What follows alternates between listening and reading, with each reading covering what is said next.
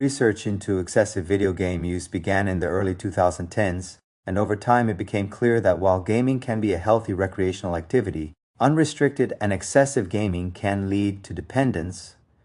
and, in some individuals, true addiction with clinically significant impairment in daily life.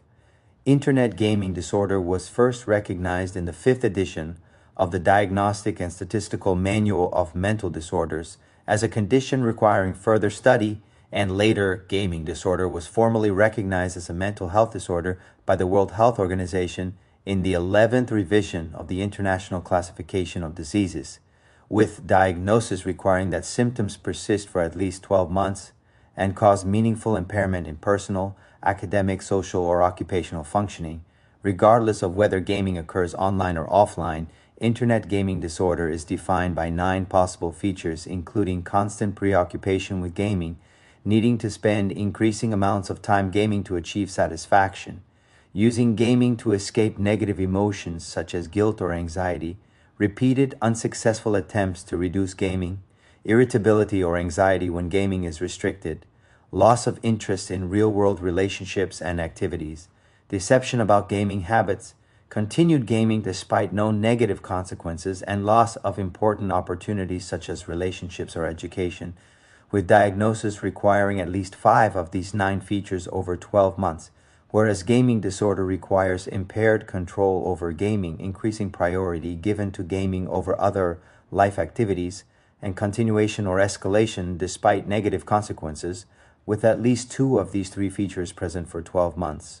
The overall prevalence of Internet gaming disorder among adolescents and young adults is estimated to be close to 10%, with significantly higher rates in males and females and adolescents.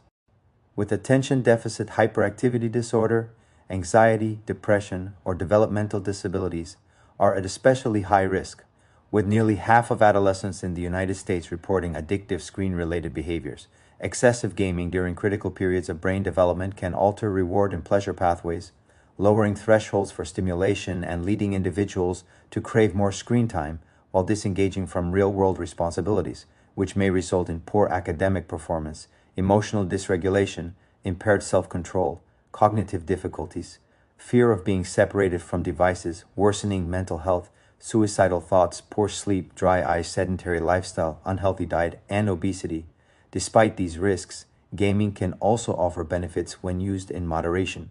including stress relief, social connection, family bonding, long-distance interaction, and in some cases improvements in cognitive processing and task management. Although the quality of evidence supporting these benefits remains limited, because of this balance, management requires a compassionate, non-judgmental, multidisciplinary approach in which primary care physicians screen high-risk individuals, assess social history and mental health comorbidities, educate patients and families about risks, use motivational interviewing to assess readiness for change, and address associated conditions such as anxiety, depression, substance misuse, or gambling, while families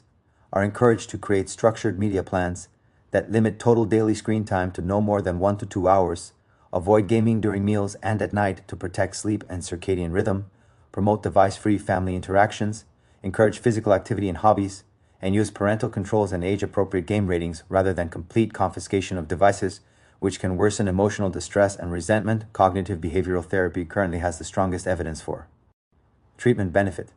While medications such as antidepressants, stimulants, or other psychosocial therapies may be considered on a case-by-case basis but require further research, and patients should be followed regularly every 4 to 8 weeks to monitor progress, with referral to psychiatry or addiction specialists when distress is severe or improvement does not occur,